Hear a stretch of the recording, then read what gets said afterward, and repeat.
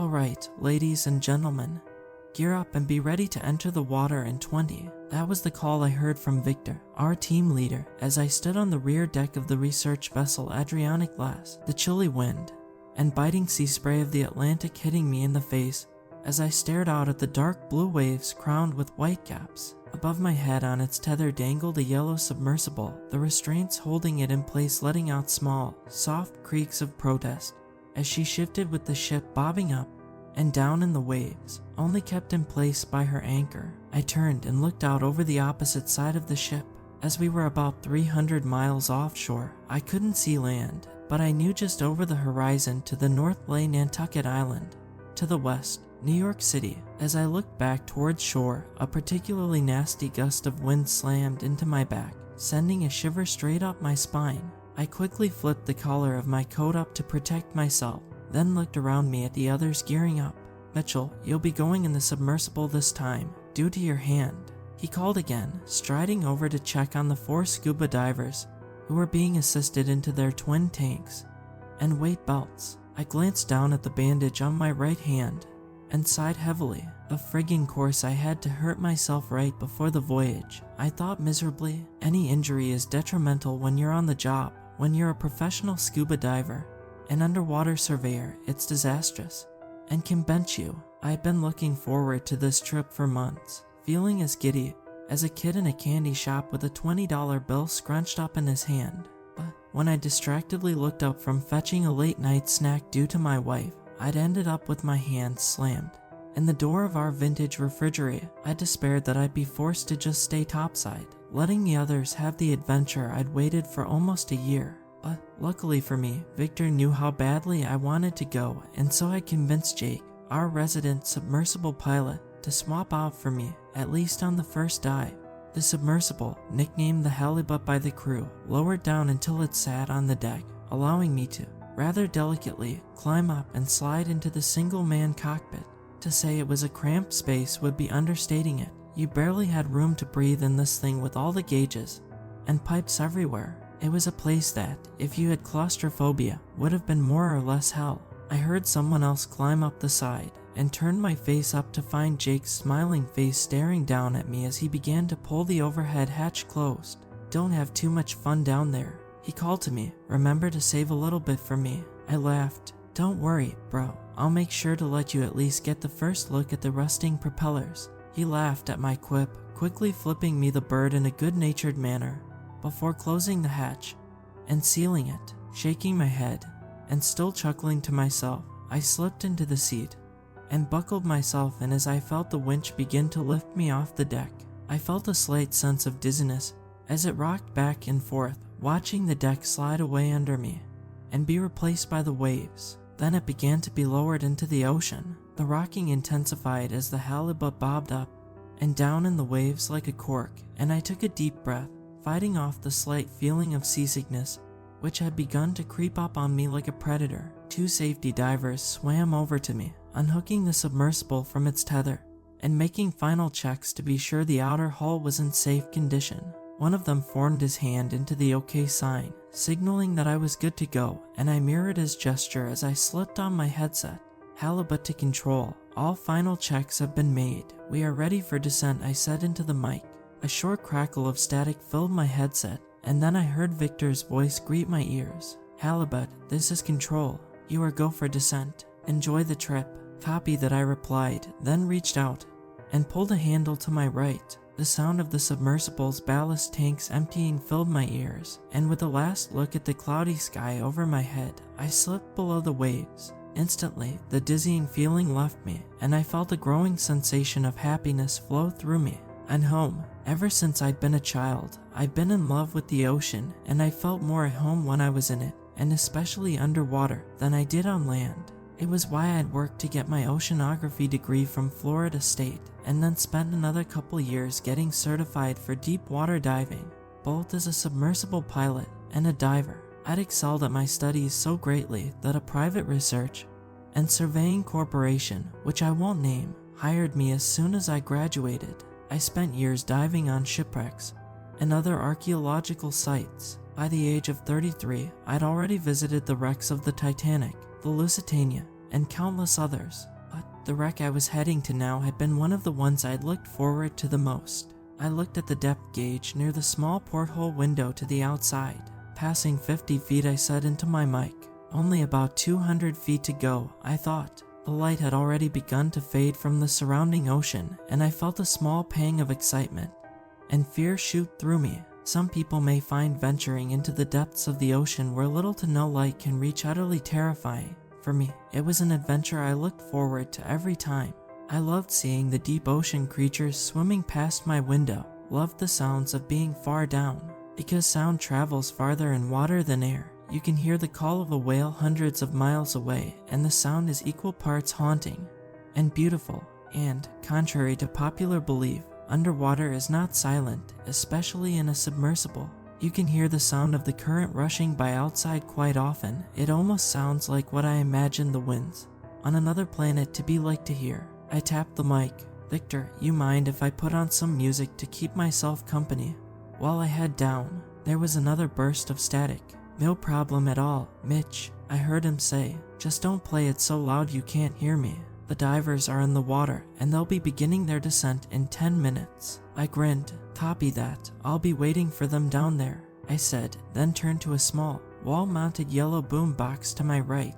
As I watched the depth gauge pass 100 feet, I pulled a cracked CD case from under the seat and dropped the disc into the player. A few moments later, the small cabin was filled with the husky, seductive voice of Diana Dors as she began to sing Imagination.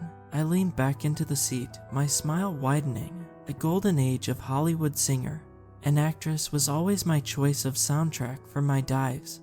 In the sub, I watched the gauges, then let my gaze flick over to a small, black and white photograph of what I'd be seeing shortly. The Andrea Doria. The ship had been my unicorn, the one I'd wanted to dive on and see ever since I'd been a child, and learned about her and her sad fate. She'd been one of the more luxurious ocean liners in the Italian fleet, steaming back and forth from Europe to the US ever since she'd gone into service in 1953. That was, until the fateful day on July 25, 1956, when, during a passage through a particularly thick fog bank, she'd collided with another ship, the Stockholm. The Swedish ocean liner had been badly injured, but still managed to make it back to New York Harbor. The Andrea Doria, however, hadn't been so lucky, having been struck at a 90-degree angle and in a way which penetrated her fuel tanks and caused her watertight compartment system to fail. She'd listed severely to one side, and the following morning she'd floundered and slipped below the waves, all while being filmed and photographed by planes flying overhead. The accident claimed the lives of 51 people, 46 on the Andrea Doria, and 5 aboard the Stockholm. It had been the deadliest maritime accident since the Titanic.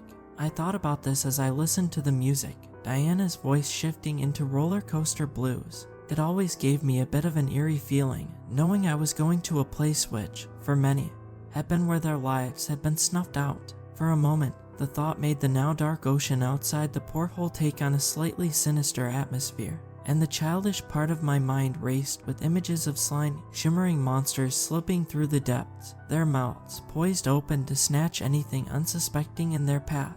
I shook my head. Get a grip, Mitchell. It's a shipwreck, not a haunted house, and not a horror movie. I glanced at the depth gauge. Passing 130 feet, I said into the mic, then leaned towards the porthole.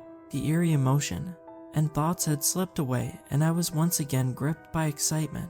In less than 10 minutes, I'd be flicking on the outside lights and seeing her for the first time. Copy that, Mitch. Victor said. The divers are moving down the anchor line. They'll have about half an hour to 45 minutes bottom time before having to ascend to complete their decompression stops. I copied, knowing that somewhere above, the other 4 were swimming down the huge anchor chain towards me. As I reached 140 feet, I reached out and flipped the switches for the exterior lights. Instantly, the darkness which had surrounded me for the last 20 minutes was banished away, both from the porthole and hull-mounted cameras, which fed back to screens around me.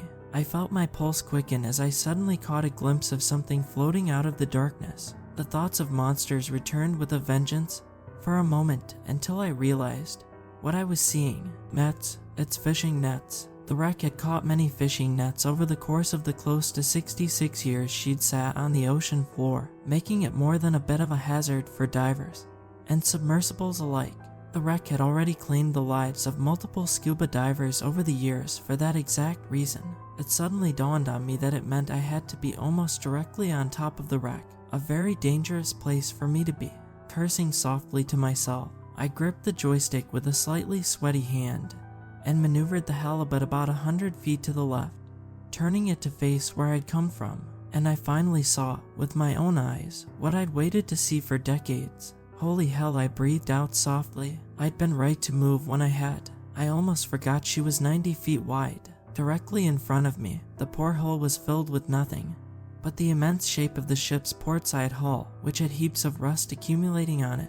You could barely see the black and white paint which once adorned the hull, except for in very small patches. Glancing at the screens for the left and right cameras, I saw that I was almost directly in the midsection of the ship.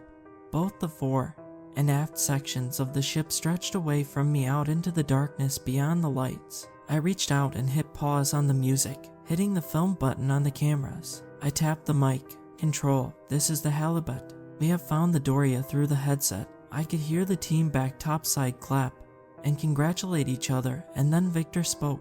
Copy that, halibut, how's she looking? I maneuvered the submersible a little further away from the wreck, looking down at her where she lay on her starboard side on the ocean floor. I tapped my mic again. Well, the experts were right. She's disintegrating in the currents rather quickly. The entire top of her has basically fallen away, revealing the inner compartments and rooms. I stared at the massive gaping hole running down the middle of the once great ship, where the bridge, upper decks, and first-class cabins had once been. Seeing her like this filled me with a giant pang of sadness as I quickly glanced at the photo of her in her glory days. From that beauty to this, I continued. The fishing nets we got reports of are still here, so warn the divers to stay clear of them, and the great opening will likely be the best way for them to enter the ship.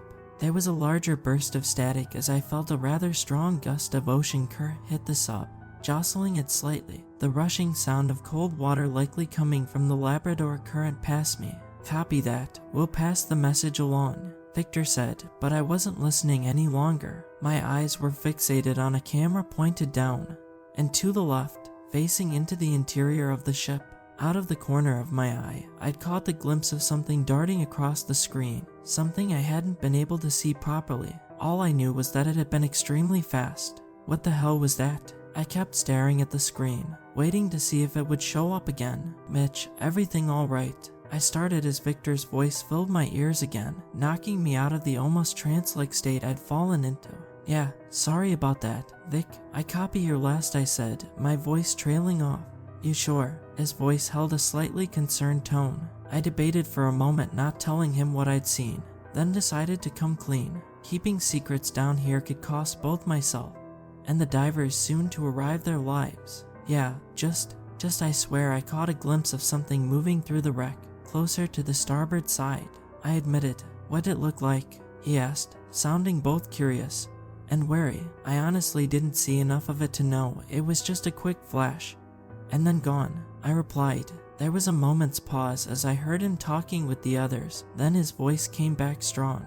Copy that. The guys up here say that it likely was just a fish moving through the wreck, but keep an eye out for it again regardless. I was about to acknowledge him when I heard another voice cut through the speakers. Control, this is Andrews. We've reached the bottom and can see the lights of the halibut off to our left. It was Bradley, the leader of the 4-person diving team, speaking through a microphone mounted in his mask. Copy that, Andrews. Proceed to the sub, then prepare for entry to the wreck. You've got 20 minutes to work now. Unlike myself, the diving team only had a short time to stay at these depths. They had to ascend back to the surface slowly and stop at certain points to make sure the gases formed in their bodies from being so deep so it didn't cause them to develop the bends, which could be fatal. Almost as if on cue, I saw the small lights of the 4 divers appear, followed by themselves, as they swam into the range of the submersible's lights, enjoying the view. Mitch, I heard Stephanie, one of the other divers, ask me over the comms. I shook my head, allowing a small smile to creep back on my face at the sound of excitement in her voice. Even starting to go. She's still gorgeous, I admitted. She's not what she used to be, is she?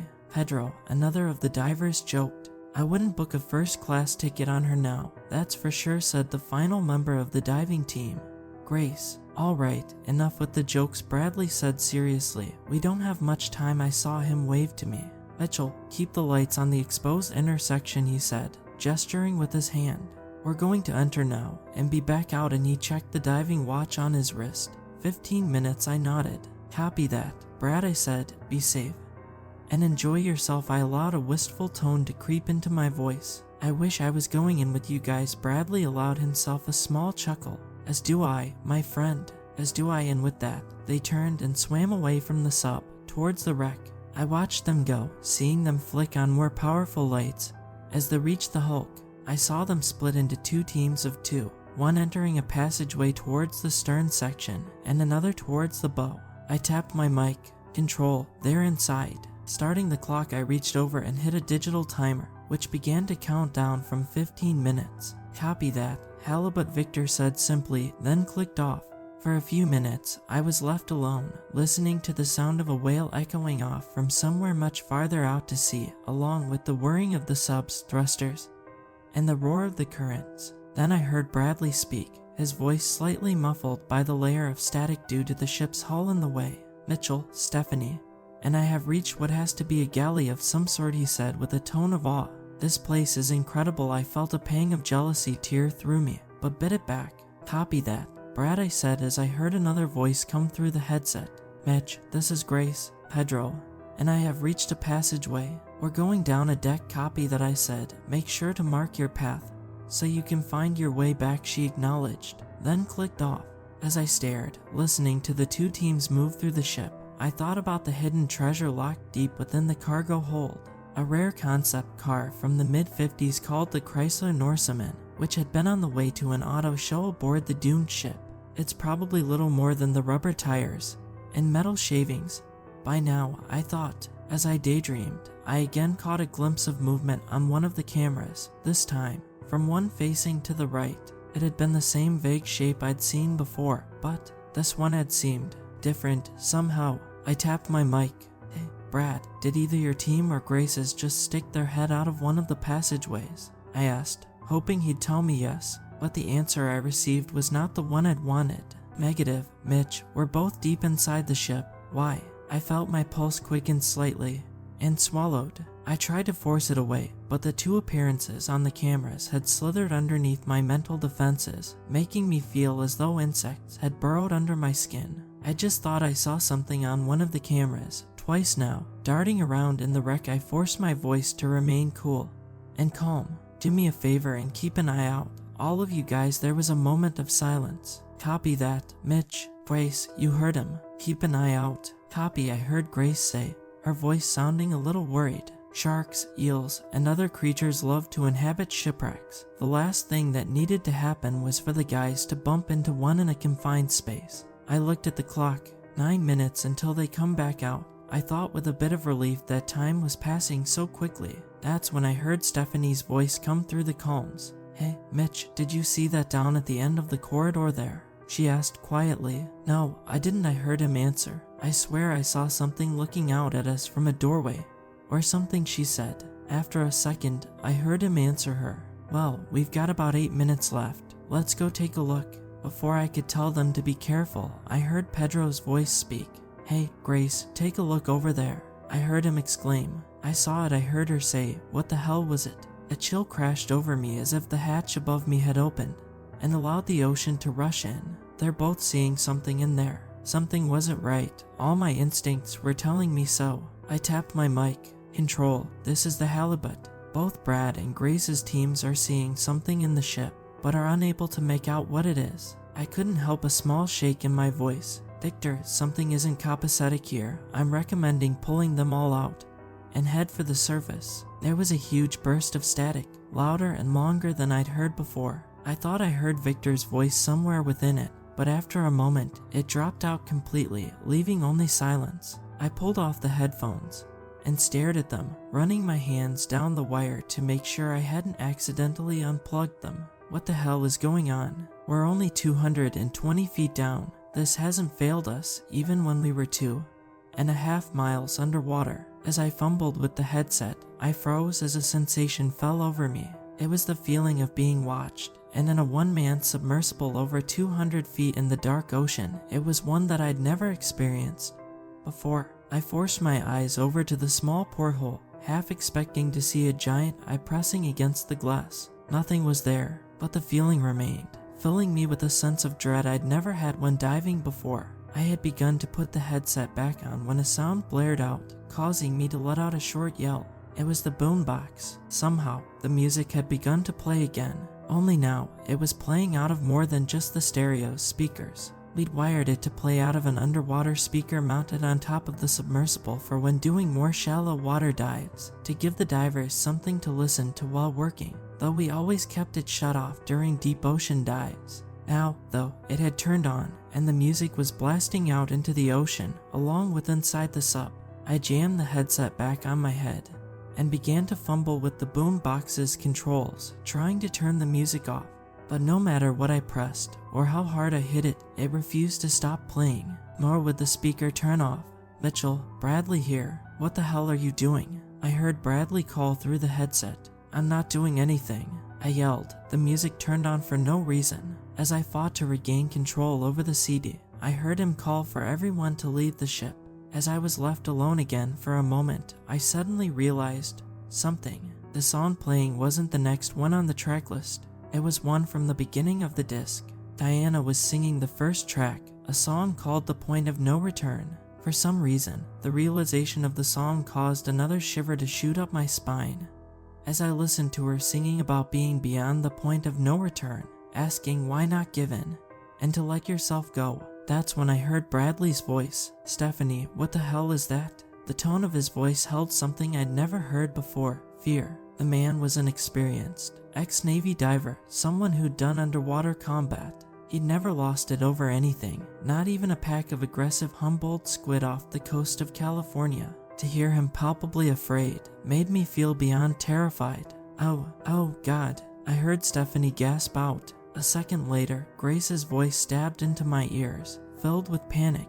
"Mitchell, there's something in here with us," she shouted. "Screw me, there's more of them." Pedro screamed. "They're all around us." That had been from Stephanie. I jammed down the transmit button. "Guys, get out of there right now," I ordered, my own voice shaking. But the comms were filled with chaos. "Jesus, there's at least 10 or 20 of them coming from all directions." Bradley called, "Stephanie, in here." At the same time, Grace called out to me, "Mitchell, there's at least 20 or 25 coming out of the dark towards us. We can't tell what they are. They're just shadows out of the lights." Pedro cut it. "Oh, my God, that can't be." His voice trailed off, and then the entire channel was taken over by an almost painful burst of static. I stabbed the transmit button. "Grace, Pedro, Stephanie, Brad, anyone, answer me." The only thing I received was static. As the song began to repeat itself, I put my hand to my mouth, feeling horror like I'd never felt flow through me. "I've got to try the surface again." I reached for the switch to swap over to the surface channel again, when multiple ear-piercing sounds assaulted my ears. As I listened to it, I felt the front of my jeans turn damp as I pissed myself with fear. It was the sound of my 4 co-workers, my 4 friends, screaming. They were all screaming at the same time, each wail overlapping the other. All of them sounded as though they were being tortured in the worst possible way. It was the most horrific pain sound I'd ever heard. For what had to be less than 20 seconds, but what felt like an eternity, they continued to scream, never drawing in breath, just unending screams, which I would have thought would have torn their vocal cords, before all comms cut to static. My breathing came in short, ragged gasps, as I fought to keep myself from falling into a panic attack. "Oh, damn," it kept repeating itself in my head. Tears began to fall from my face, both from my friends, and the amount of fear sweeping through me like snake's venom. That was when all the lights and cameras in the submersible went out, plunging me into complete darkness. The music died away as well. I fought back a scream, fumbling around in the blackness. There was a tiny amount of light coming from the gauges for the depth and power, showing me that the motors still had power. Then why did everything else go? The thought was torn away from me as something slammed into the side of the halibut, enough to pitch me into something causing a searing pain to flash through my head. In the dark, I felt the warm trickle of what had to be blood begin to drip from what had to be a pretty nasty gash. What the hell? As I attempted to sit back down, another impact struck the sub, this time from the opposite side. It was followed by another, and a second later, the submersible began to be pummeled from all directions by God only knew what. All of a sudden, the music blasted back into life, louder than it had been before. The point of no return began to scream into my ears. I screamed as well, my voice almost overwhelming the vocals. I don't want to die down here, I screamed in my own mind. Impact after impact kept coming, and I knew the sub could only take it for so long. After enough, it would implode, and along with it would go me. Feeling a wave of determination surge through me, I crashed around in the dark like a bull in a china shop, trying to find the switch to fill the ballast tanks with air. I leaned forward, fumbling as the song threatened to overwhelm my own screaming thoughts. I began to feel despair, as I heard a loud groan come from the submersible's outer hull, as if it was screaming out in protest itself. That's when I felt my hand grab onto what I'd been looking for, screaming out loud again, this time more of a battle cry than of terror. I slammed it upwards. For a moment, nothing happened. I looked forward, towards where the porthole to the outside was. The low glow of the gauges barely illuminated it. It also illuminated something else, something which drained all the blood from my face and made me scream, louder than I ever had in my life. And then, the submersible began to rise. Very slowly at first, but as the tanks filled with more air, it rose quicker. I saw the depth gauge rise to 110 feet and saw the first beams of light begin to flicker down from the surface. As I kept climbing away from the hell beneath me, I pulled my knees up against my chest, curling myself into a ball, and began to sob loudly. As the sub rose to 80 feet, the music, that damned music, finally died away, seeming to short out completely, leaving nothing but the sound of water rushing by. That's how they found me, curled up in a ball on the pilot's seat, unable to stop crying. They immediately pulled me out, and after patching up my head wound, took me to the ship's hyperbaric chamber, fearing my rapid ascent had given me the bends. After a few days of observation, I was allowed out, where Victor pulled me by myself into an empty room. What the hell happened down there? He asked, almost desperately. I almost lied to him, fearing I'd be slapped with some sort of post-traumatic disorder label. But I came clean, telling him everything I'd seen and heard, not to mention experienced at the end. He was silent for a long time, then led me out to the rear deck of the ship. We had already begun steaming back to port. As we approached the stern where the halibut dangled from her hook, he wordlessly pointed to it. I couldn't help but gasp as I finally got to see her after surfacing. Almost every square inch of her exterior hull had multiple dents in the sturdy metal. Normally, it would take having to slam straight into a wreck or reef to cause even a tiny dent to show up, but it looked like someone with the strength of Superman had taken a baseball bat to it. My jaw hanging open, I turned to Victor, who said nothing. He said nothing more for the rest of the trip back. There was a huge inquiry when we got back to shore, both by the company and the Coast Guard. We all were forced to take the stand in a closed hearing that, I found out later, nobody knew about. Many divers had died on the wreck before, but this was the single biggest diving disaster that had ever happened on it. After a long deliberation, the committee overseeing everything came to the conclusion that it had been negligence on the part of Victor and the others on the surface, which had led to the 4 deaths. As I was trapped in the sub, I could do nothing to help and was therefore absolved of anything. But Victor and the entire team were fired and fined massively. The committee also declared that nobody, aside from the people in the room, would ever know that they had died inside the wreck. They gave some asinine excuse as to why, which I didn't pay too much attention to. The families of the 4 were told they had died on another diving expedition and that their bodies were too deep to be recovered. They were all forced to sign a metric ton of non-disclosure agreements, warning of jail time if we ever attempted to tell the press or anyone else, which I'm breaking by posting this here. I honestly couldn't give a damn at this point. Anyways, I immediately quit my job with the company. As soon as it all ended, they gave me a nice parting bonus, saying it was for years of loyal service. I knew it was actually hush money. I can't even look at the ocean now without feeling as though I'm going to begin screaming my head off.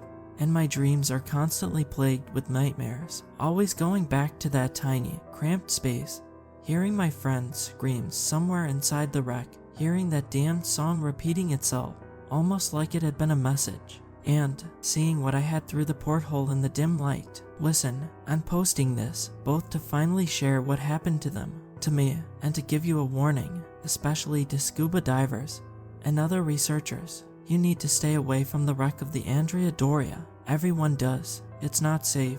Let it rust and rot away until it's nothing more than a pile of metal lying on the seabed. And even then, stay far away, because the ship still has occupants. And I think that the divers who have lost their lives over the years didn't just drown in the nets or get lost inside. Not all of them, at least. Why do I think that? Because of what I saw out of that porthole, pressed up against the glass. Something which was worse than any sea monster I could have seen. Something that causes me to constantly wake up screaming in the middle of the night. I saw a hand, a human hand,